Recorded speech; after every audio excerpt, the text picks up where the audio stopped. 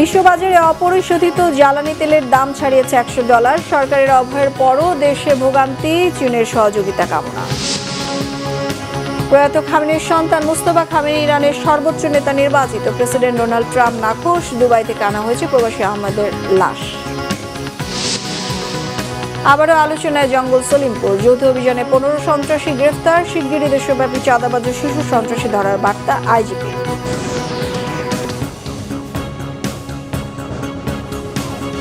দেখছিলেন crown cement সংবাদ শিরোনাম। এবার বিস্তারিত।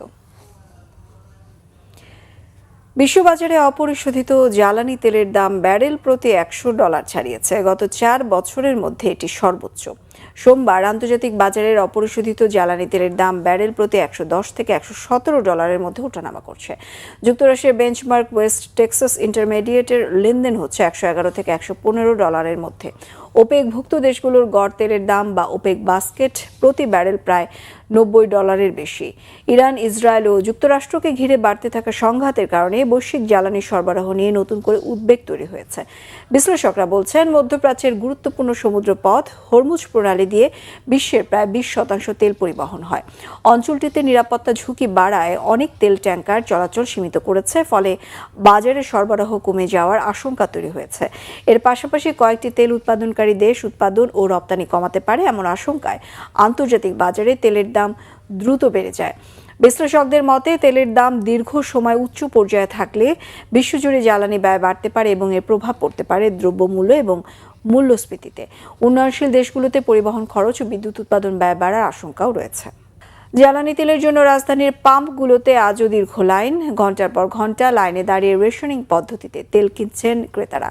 রাজধানীর বিজয় সরণি এলাকার তেলের পাম্প ঘুরে আজও দীর্ঘ সারি দেখা গেছে। চট্টগ্রাম বন্দরে জ্বালানি পণ্য সহ জাহাজ পৌঁছালেও সংকট এখনও কাটেনি। তেলের সংকটে একদিকে বিভিন্ন পাম্পে তেল বিক্রি বন্ধ রয়েছে, অন্যদিকে নির্দিষ্ট পরিমাণ তেল বিক্রি করছে কিছু কিছু পাম্প। তেলের সংকট রয়েছে কিনা এমন প্রশ্নে কর্তৃপক্ষের মিশ্র প্রতিক্রিয়া পাওয়া গেছে। এমন পরিস্থিতিতে ভোগান্তিতে সাধারণ মানুষ। দীর্ঘ সময় লাইনে দাঁড়ানো, আবার পর্যাপ্ত পরিমাণে তেল না পাওয়ায় ক্ষুব্ধ তারা। নরমালি যারা ইউজার তারাই অনেক সময় পাচ্ছি না আর কি। তো এটা তো একরকম তো ভোগান্তি। আর যে যে পরিমাণটা তেল দিচ্ছে সেটা আসলে অনেক কম। সেটা আমাদের জন্য যারা কর্মজীবী মানুষ তারা প্রতিদিন এসে আসলে তেল উঠানোটাও সম্ভব না। এটা তো অবশ্যই আমাদের জন্য একটু কষ্টসাধ্য হয়ে যাচ্ছে, যেহেতু প্রায় ধরেন 40 মিনিট ধরে সিরিয়ালে এখানে আছি, অফিসের কাজকর্ম করতে পারছি না, এটা একটা সমস্যা। তারপরেও দেশের সার্বিক পরিস্থিতি বিবেচনা করে আসলে মেনে নিতে হচ্ছে। আর সংকট নাই কি, আমরা এই যে পড়ছি কি বিভাগে এটা তো আমরা বুঝতেছি।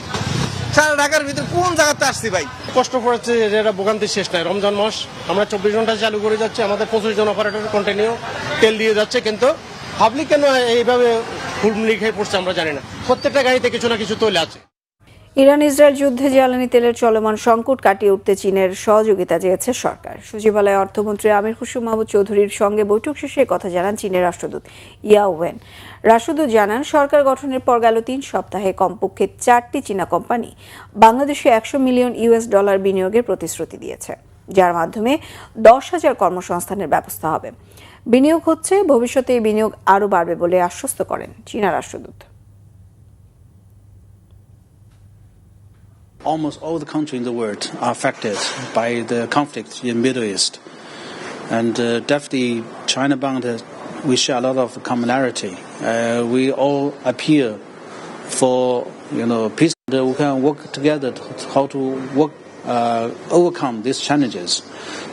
2,60,000 টন ডিজেল ও প্রায় 2,47,000 টন এলএনজি নিয়ে চট্টগ্রাম বন্দরে জলসীমায় 4 জাহাজ। এরই মধ্যে 4টি এলএনজি বাহী জাহাজ চট্টগ্রাম বন্দরে আসতে শুরু করেছে। 1,26,000 টন এলএনজি নিয়ে আল জোর ও আল জাসাসিয়া নামে 2টি জাহাজ এরই মধ্যে বন্দরে পৌঁছেছে। এছাড়া আজ লুসাইল ও বুধবার আল গালাইল নামে আরও 2টি জাহাজ বন্দরে জলসীমায় পৌঁছাতে পারে। এছাড়া গত বুধবার খোলাবাজার থেকেও 2টি এলএনজি কার্গো কেনা হয়েছে। সিঙ্গাপুর থেকে আমদানি করা ডিজেলবাহী জাহাজ 2টি বন্দরে পৌঁছালে রাতেই খালাস কার্যক্রম শুরু হওয়ার কথা রয়েছে। 2 জাহাজে 1,30,000 মেট্রিক টন করে মোট 2,60,000 মেট্রিক টন ডিজেল রয়েছে। আগামী 21 মার্চ সংযুক্ত আরব আমিরাতের জেবেল আলী ধান্না বন্দর থেকে অপরিশোধিত তেল ক্রুড অয়েল নিয়ে আরেকটি জাহাজ বাংলাদেশের উদ্দেশ্যে রওনা হওয়ার কথা রয়েছে।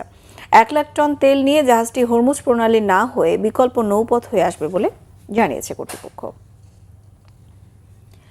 প্রয়াত আয়াতুল্লাহ আলী খামেনির দ্বিতীয় সন্তান মুস্তফা খামেনিকে ইরানের সর্বোচ্চ নেতা নির্বাচিত করেছে দেশটির বিশেষজ্ঞ পরিষদ। উত্তরসূরি নির্বাচনের দায়িত্বে থাকা বিশেষজ্ঞ পরিষদ রবিবার এক ঘোষণায় জানায়, চূড়ান্ত ভোটাভুটির মাধ্যমে মুস্তফা খামেনিকে নির্বাচিত করা হয়েছে। ইরানিদের ঐক্য বজায় রাখার পাশাপাশি মুস্তফা খামেনির প্রতি সমর্থনের আহ্বান জানায় ওই ধর্মীয় বিশেষজ্ঞ পরিষদ। দেশের revolutionary guards corps IRGC Mustafa খামেনিকে অভিনন্দন জানিয়েছে। মার্কিন হামলার প্রথম দিনে বাবা আয়াতুল্লাহ আলী খামেনি সহ মা, বোন ও স্ত্রীকে হারান 56 বছর বয়সী মুস্তফা। ওই দিন পরিবারের সাথে উপস্থিত না থাকায় ভাগ্যক্রমে বেঁচে যান। এর আগে মার্কিন প্রেসিডেন্ট ডোনাল্ড ট্রাম্প হুঁশিয়ারি দিয়ে বলেন, যুক্তরাষ্ট্রের অনুমোদন ছাড়া ইরানের নতুন কোনো সর্বোচ্চ নেতা বেশি দিন টিকে থাকতে পারবে না। এদিকে ইরানের তেলের ডিপোতে হামলার পর বিভিন্ন শহরেও মিসাইল হামলা অব্যাহত রেখেছে ইসরায়েল ও যুক্তরাষ্ট্র। লেবাননের হিজবুল্লাহ যোদ্ধাদের লক্ষ্য করেও চলছে একের পর এক হামলা। দেশটিতে 5 লাখের বেশি নাগরিক বাস্তুচ্যুত হয়েছে। ইসরায়েল ও যুক্তরাষ্ট্রের ঘাঁটি লক্ষ্য করে মিসাইল হামলা অব্যাহত রেখেছে ইরান। এরই মধ্যে যুক্তরাষ্ট্রের নিহত সেনা সদস্যের সংখ্যা বেড়ে 8 জনে দাঁড়িয়েছে। ইসরায়েলে নিহত হয়েছে 11 জন, আহত শতাধিক। ইরানের হামলায় সৌদি আরবে এক বাংলাদেশি এবং এক ভারতীয় নাগরিক নিহত হয়েছে। দেশটিতে থাকা জরুরি নয় এমন সব মার্কিন কর্মী ও পরিবারের সদস্যদের দেশ ত্যাগের নির্দেশ দিয়েছে ওয়াশিংটন। বাহরাইনের রাজধানী মানামায় ইরানের ড্রোন হামলায় শিশুসহ অন্তত 22 জন আহত হয়েছে। ইরান ইসরায়েল যুদ্ধে দুবাইয়ে নিহত প্রবাসী বাংলাদেশি আহমেদ আলীর মরদেহ ঢাকায় পৌঁছেছে। সকাল 8:20 তার মরদেহ ঢাকার শাহজালাল আন্তর্জাতিক বিমানবন্দরে পৌঁছায়। পররাষ্ট্র প্রতিমন্ত্রী শামা ওবায়দ ইসলাম এবং প্রবাসী কল্যাণ ও বৈদেশিক কর্মসংস্থান প্রতিমন্ত্রী নুরুল হক এ সময় বিমানবন্দরে উপস্থিত ছিলেন। ঢাকা থেকে সিলেট পর্যন্ত প্রবাসী আহমেদের মরদেহ পরিবহন ও সার্বিক সমন্বয়ের দায়িত্ব নিয়েছে প্রবাসী কল্যাণ মন্ত্রণালয়। আহমেদ আলী দীর্ঘদিন সংযুক্ত আরব আমিরাতের আজমান শহরে বসবাস করতেন। ইরানের ছোড়া একটি ক্ষেপণাস্ত্রের আঘাতে তার মৃত্যু হয়। সরকার মধ্যপ্রাচ্যে কর্মরত বাংলাদেশি শ্রমিকদের ব্যাপারে আন্তরিক জানিয়েছেন প্রবাসী কল্যাণ ও বৈদেশিক কর্মসংস্থান মন্ত্রী আরিফুল হক চৌধুরী। বলেন, প্রবাসীদের যে কোনো সংকটে প্রয়োজনীয় সহায়তা দিচ্ছে সরকার।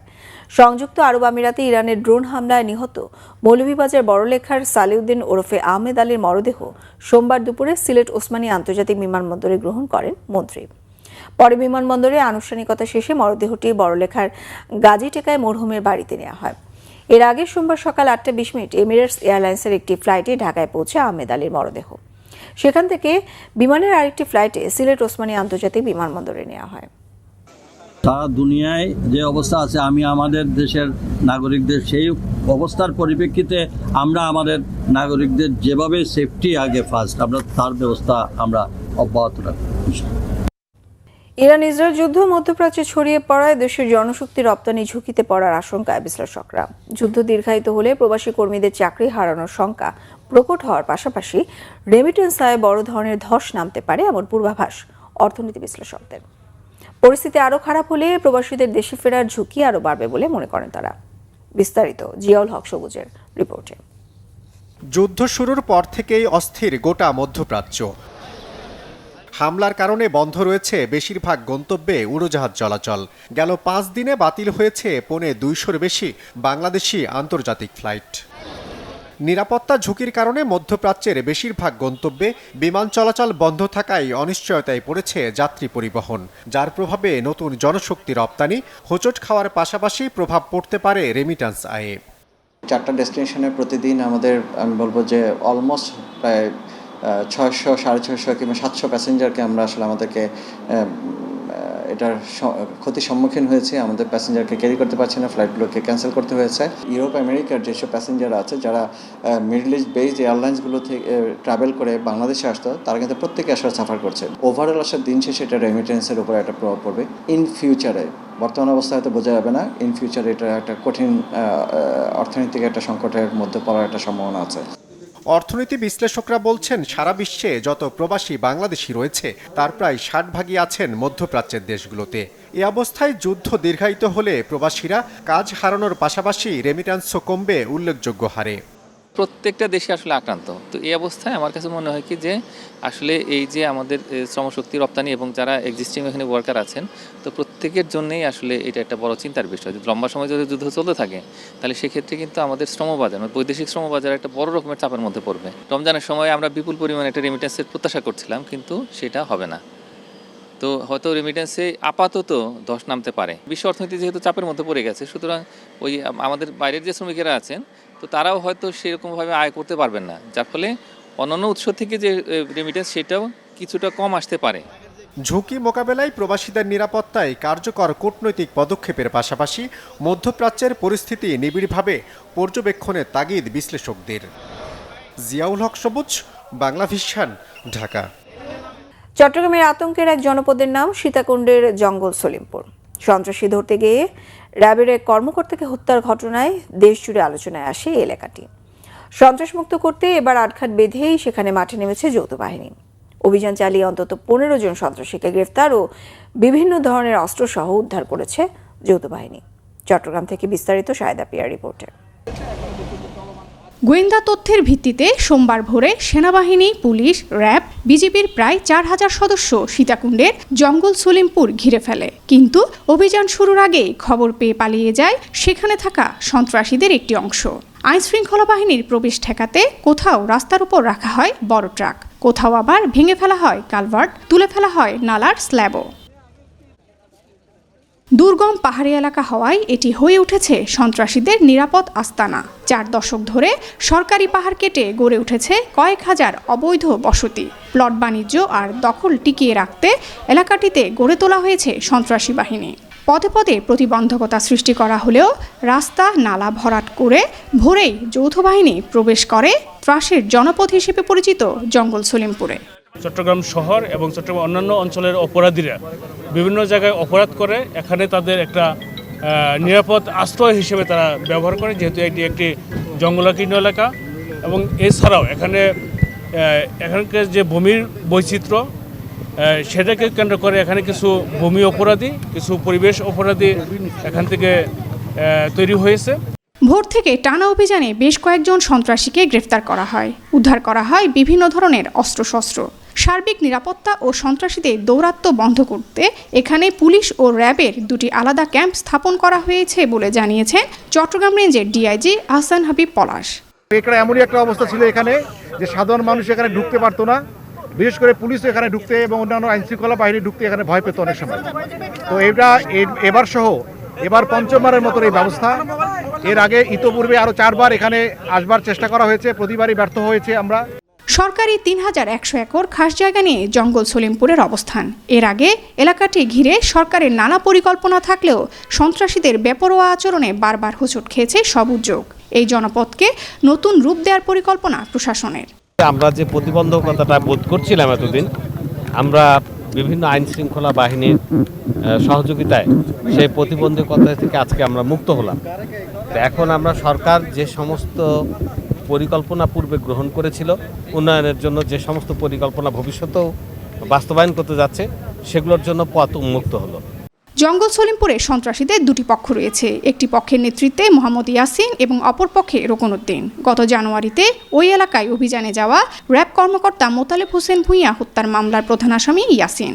এ ঘটনায় জঙ্গল সলিমপুরে সমন্বিত অভিযান চালানোর কথা থাকলেও জাতীয় সংসদ নির্বাচন সামনে রেখে তখন অভিযান চালানো হয়নি। শাহিদা পিয়া, বাংলা ভিশন, চট্টগ্রাম। চাঁদাবাজ ও অস্ত্রধারী শীর্ষ সন্ত্রাসীদের তালিকা প্রস্তুত করা হয়েছে, শিগগিরই অভিযান চালানো হবে, জানিয়েছেন পুলিশের মহাপরিদর্শক। নতুন দায়িত্ব গ্রহণের পর সোমবার সকালে প্রথমবারের মতো সংবাদ সম্মেলনে হাজির হয়ে এই তথ্য জানান। এ সময় আইজিপি জানান, ওসমান হাদি হত্যার ঘটনায় গ্রেফতার করা আসামিদের দেশে ফিরিয়ে আনতে পররাষ্ট্র মন্ত্রণালয় কাজ করছে। মব সৃষ্টি করে যারা নিজেদের ফায়দা লুটতে চায় তাদের বিরুদ্ধে কঠোর ব্যবস্থা নেওয়ার হুঁশিয়ারি দেন তিনি। রিপোর্ট ফজলে রাব্বির। গেল বছরের 12ই ডিসেম্বর রাজধানীর পুরানো পল্টন বক্স কালভার্ট রোডে নির্বাচনী প্রচারণার সময় চলন্ত রিকশায় গুলিবিদ্ধ হন ইনকিলাব মঞ্চের সাবেক মুখপাত্র ওসমান হাদি। পরে উন্নত চিকিৎসার জন্য সিঙ্গাপুরে নেওয়া হলে সেখানে মৃত্যুবরণ করেন তিনি। এই ঘটনার ঠিক 3 মাস পার হয়ে গেলেও আসামিদের গ্রেপ্তার করতে ব্যর্থ হয় আইনশৃঙ্খলা বাহিনী। অবশেষে রবিবার হাদি হত্যার ঘটনায় মূল অভিযুক্ত ফয়সাল করিম মাসুদ ও তার সহযোগী আলমগীরকে গ্রেপ্তার করে ভারতীয় পুলিশ। সোমবার সকালে হাদি হত্যার ঘটনা ও সমসাময়িক বিভিন্ন বিষয় নিয়ে কথা বলেন পুলিশের নতুন মহাপরিদর্শক আলী হোসেন ফকির। ফরেন মিনিস্ট্রি থেকে তাদের সাথে যোগাযোগ হয়েছে, তারা এই ব্যাপারে কার্যক্রম গ্রহণ করছে। হয়তো অচিরেই ইনশাল্লাহ আমরা দেখতে পারবো তারা বাংলাদেশে আমরা আনতে সক্ষম হব। ওইটা এক্সাক্ট এখন বলবো না, কারণ যে তালিকাটা আসছে এটার থেকে আবার একটু আমরা অনেকগুলো এজেন্সি থেকে পেয়েছি, এটা আবার আমরা সবকিছু মিলিয়ে কমন যেগুলা সেগুলোর বিরুদ্ধে আমরা ব্যবস্থা নিই। চাঁদাবাজি ও অস্ত্রধারী সন্ত্রাসীদের তালিকা প্রস্তুত করা হয়েছে জানিয়ে নতুন আইজিপি বলেন, মব সৃষ্টিকারীদের বিরুদ্ধে কঠোর ব্যবস্থা নেওয়া হবে। কিছু আছে এই মব থেকে ফায়দা লোটার জন্য, লুটপাট এবং বিভিন্ন রকমের অপকর্ম করার জন্য তারা এইটা আরও যারা ব্যাপক আকারে ছড়ায় সেগুলো চেষ্টা করে। তা আমরা মূল মব তৈরিকারী যারা তাদেরও লিস্ট তৈরি করতেছি, সে যত ক্ষমতাধর হোক তাদেরকে আইনের আওতায় নেওয়া হবে। পুলিশের পোশাক নিয়ে সাংবাদিকদের এক প্রশ্নের জবাবে আইজিপি বলেন, সরকারের সিদ্ধান্তের অপেক্ষায় তারা। পোশাক এটা আমি যতদূর জানি আমাদের সরকার সঠিক সিদ্ধান্তই নেবেন এবং এটা নিয়ে ওনারা পর্যালোচনা করছেন। আপনারা ওনাদের কাছ থেকেই ফাইনাল ব্রিফিংটা পাবেন স্বরাষ্ট্র মন্ত্রণালয় থেকে। ঈদুল ফিতরকে সামনে রেখে মহাসড়কগুলোতে চাঁদাবাজি ও ডাকাতি রোধে পুলিশ তৎপর রয়েছেও বলে জানান পুলিশ মহাপরিদর্শক। ফজলে রাব্বি, বাংলা ভিশন, ঢাকা। দেশের মানুষের সেবায় বিএনপির সকল নেতাকর্মী এক হয়ে কাজ করবে বলে জানিয়েছেন মুক্তিযুদ্ধ বিষয়ক প্রতিমন্ত্রী ইশাক হোসেন। সোমবার সকালে ঢাকা দক্ষিণ সিটি কর্পোরেশনের উদ্যোগে পুরান ঢাকার আলাউদ্দিন রোডে সিদ্দিক বাজার কমিউনিটি সেন্টার উদ্বোধন শেষে তিনি কথা বলেন। এ সময় এলাকাবাসীর চাহিদা ও নাগরিক স্বাস্থ্য সেবার জন্য সিদ্দিক বাজার কমিউনিটি সেন্টারে একটি স্বাস্থ্যসেবা কেন্দ্র স্থাপন করা হবে বলে জানিয়েছেন ঢাকা দক্ষিণ সিটি কর্পোরেশনের প্রশাসক আব্দুস সালাম। এ সময় তিনি আরও বলেন, শহর পরিষ্কার রাখার দায়িত্ব শুধু সিটি কর্পোরেশনের নয়, নাগরিকদেরও। একটা সুন্দর শহর করতে নাগরিকদের সাহায্য প্রয়োজন বলেও জানান। এছাড়া কেউ ময়লার মাসিক বিল 100 টাকার বেশি দাবি করলে তাকে সিটি কর্পোরেশনের চাকরি থেকে অব্যাহতি দেওয়া হবে বলেও জানান ঢাকা দক্ষিণ সিটি কর্পোরেশনের প্রশাসক আব্দুস সালাম। আমরা সবাই মিলে মিশে আমাদের যারা মুরব্বীরা আছেন আমাদেরকে দোয়া করবেন, আমাদেরকে গাইডেন্স দিবেন। আমরা যারা নতুন সংসদ সদস্য হয়েছি বা মন্ত্রিসভায় স্থান পেয়েছি, আমরা সকলে একযোগে মিলেমিশে কাজ করে বাংলাদেশের যে সকল জনগণের সমস্যা রয়েছে সেগুলো নিরসনের জন্য আমরা জোরালোভাবে ভূমিকা রাখবো ইনশাআল্লাহ। বিভিন্ন কমিউনিটি সেন্টারগুলোতে লাইব্রেরির ব্যবস্থা ছিল, সেগুলো নাই, সেগুলো আমরা পুনঃস্থাপন করার ব্যবস্থা করব। এবং নাগরিক স্বাস্থ্য সেবার জন্য যেখানে আমরা একটা সেকশন রাখবো যাতে স্বাস্থ্যগত বিষয়ও যাতে এখানে কাজ করতে পারে। অতীতের প্রতিশোধ বা আবেগ নয়, প্রধানমন্ত্রী তারেক রহমান ভবিষ্যতে প্রতিশ্রুতি নিয়ে রাজনীতিতে এসেছেন বলেছেন তথ্যমন্ত্রী জহিরুদ্দিন স্বপন। রাজধানীর শিল্পকলা একাডেমিতে গবেষণা ও অ্যাডভোকেসি প্রতিষ্ঠান প্রজ্ঞা ও অ্যান্টি টোব্যাকো মিডিয়া অ্যালায়েন্স আত্মার তামাক নিয়ন্ত্রণ আইন বিষয়ক এক অনুষ্ঠানে তথ্যমন্ত্রী বলেন, সংসদের এবারের অধিবেশনে অন্তর্বর্তী সরকারের 130টির মতো অধ্যাদেশ পাশ করতে হবে, নইলে অধ্যাদেশগুলো বাতিল হয়ে যাবে। আসন্ন অধিবেশনেই তামাক নিয়ন্ত্রণ অধ্যাদেশ আইন হিসেবে পাশ করা হবে বলে জানান। প্রকাশ্যে ধূমপান বন্ধে সরকারের কঠোর অবস্থানের কথাও জানান মন্ত্রী। দীর্ঘ 17 বছর পর উনি যখন দেশে ফিরেছেন, উনি ফিরেই কিন্তু বলেছেন ভবিষ্যৎ নিয়ে কথা, for the future I have a plan. উনি কিন্তু 17 বছরে কি মারামারি হয়েছে, কাটাকাটি হয়েছে, ওনার কত রক্তক্ষরণ হয়েছে, ওনার কি ক্ষতি হয়েছে, ওনার মায়ের কি ক্ষতি হয়েছে, ভাইয়ের কি ক্ষতি হয়েছে, তারপরে জনগণকে কান্নাকাটি করার জন্য, উদ্বুদ্ধ করার জন্য কোনো নাটকীয়তার মধ্যে কিন্তু উনি যান নাই। একজন রাষ্ট্রনায়কের সংক্ষিপ্ত আয়ুতে ততটা সময় সে অ্যাফোর্ড করতে পারে না আবেগ চর্চার মধ্য দিয়ে। অতীতের রাজনীতির সঙ্গে আজকের সরকার তারেক রহমানের সরকারের রাজনীতির এটাই পার্থক্য। রাজশাহীর বাঘায় সিএনজি ও ভটভটির মুখোমুখি সংঘর্ষে 3 জন নিহত হয়েছে। এ ঘটনায় আহত হয়েছে আরও 2 জন। বাঘা লালপুর সড়কের বাঘা উপজেলার চণ্ডীপুরের হযরত আলীর বাড়ির সামনে সকাল 7টার দিকে দুর্ঘটনা ঘটে। পুলিশ জানায়, লালপুরের নওপাড়া গ্রাম থেকে সিএনজি ড্রাইভার 5 যাত্রী নিয়ে বাঘায় যাচ্ছিলেন। সিএনজিটি চণ্ডীপুর এলাকায় পৌঁছালে বিপরীত দিক থেকে আসা ভটভটির মুখোমুখি সংঘর্ষ হয়। এতে ঘটনাস্থলে নিহত হন 2 জন। পরে আহতদের উদ্ধার করে প্রথমে উপজেলা ও পরে রাজশাহী মেডিকেল কলেজ হাসপাতালে নেওয়া হয়। সেখানে আরও 1 জন মারা গেছেন বলে জানায় ডাক্তার। নিহতরা হলেন লালপুরের নওপাড়া গ্রামের সিএনজি চালক শরীফুল ইসলাম, যাত্রী লালপুরের বধুপাড়া গ্রামের বিধান দাস ও একই উপজেলার আন্দি গ্রামের নাজিমুদ্দিনের স্ত্রী রোকেনা বেগম। দুর্ঘটনায় আহতরা হলেন আন্দি গ্রামের শাহজাহান আলী ও চকবাদুরিয়া গ্রামের আব্দুল মাহান্নানের স্ত্রী সীমা বেগম। ঘন কুয়াশার জন্য এই দুর্ঘটনা হয়েছে বলে ধারণা প্রত্যক্ষদর্শীদের। এবার দেশের বিভিন্ন জায়গার আরো কিছু খবর নিয়ে দেখুন একটি ডেস্ক রিপোর্ট। ময়মনসিংহে আইন শৃঙ্খলা বিষয়ক সভায় যোগ দেন তথ্য ও সম্প্রচার প্রতিমন্ত্রী ইয়াসের খান চৌধুরী। জেলা প্রশাসক সাইফুর রহমানের সভাপতিত্বে সভায় দুর্যোগ ব্যবস্থাপনা ও ত্রাণ প্রতিমন্ত্রী ইঞ্জিনিয়ার ইকবাল হোসাইন ছাড়াও ময়মনসিংহ সদর, মুক্তাগাছা, ফুলবাড়িয়া, গফরগাঁও, হালুয়াঘাট ও ফুলপুর আসনের সংসদ সদস্যরা উপস্থিত ছিলেন। ভারতে গ্রেপ্তার হাদি হত্যা মামলার আসামিদের দ্রুত ফিরিয়ে এনে দৃষ্টান্তমূলক শাস্তি নিশ্চিতের দাবি জানিয়েছেন হাদির পরিবারের সদস্যরা। ঝালকাঠির নলছিটি প্রেস ক্লাবে সংবাদ সম্মেলন করে তারা এ দাবি জানান। ফেনীতে কর্মরত সাংবাদিকদের সাথে মতবিনিময় করেছেন এবি পার্টির চেয়ারম্যান মুজিবুর রহমান মঞ্জু। এতে উপস্থিত ছিলেন পার্টির কেন্দ্রীয় সহ সাংগঠনিক সম্পাদক শাহ আলম বাদল, ফেনী জেলা আহ্বায়ক মাস্টার আহসান উল্লাহ, সদস্য সচিব অধ্যাপক ফজলুল হক। গোপালগঞ্জ সদর উপজেলা প্রশাসনের সাথে মতবিনিময় করেছেন গোপালগঞ্জ 2 আসনের সংসদ সদস্য ডক্টর কে এম বাবর। উপজেলা নির্বাহী কর্মকর্তা মোহাম্মদ কৌশিক আহমেদ এতে সভাপতিত্ব করেন। উপজেলা প্রশাসনকে দুর্নীতিমুক্ত করায় জোর দেন তিনি। এক প্রসূতির মৃত্যুতে কর্তৃপক্ষ ও চিকিৎসকের অবহেলার অভিযোগ তুলে গাজীপুরের শ্রীপুরের মাওনা চৌরাস্তায় লাইফ কেয়ার হসপিটালে ভাঙচুর চালিয়েছে স্বজনরা। তাদের অভিযোগ, রবিবার দুপুরে সিজারিয়ানের সময় রুমা আক্তারের মৃত্যু হয়, কিন্তু বিষয়টি চাপা রেখে তাকে পর্যবেক্ষণে রাখার কথা জানিয়েছিল কর্তৃপক্ষ। এ ঘটনায় হাসপাতালটি সিলগালা করে দিয়েছেন শ্রীপুরের এসিল্যান্ড। সিরাজুম্মনি শুভ, বাংলা ভিশন, নিউজ ডেস্ক। সংবাদ শেষ করব ক্রাউন সিমেন্ট শিরোনামগুলো আরো একবার জানিয়ে।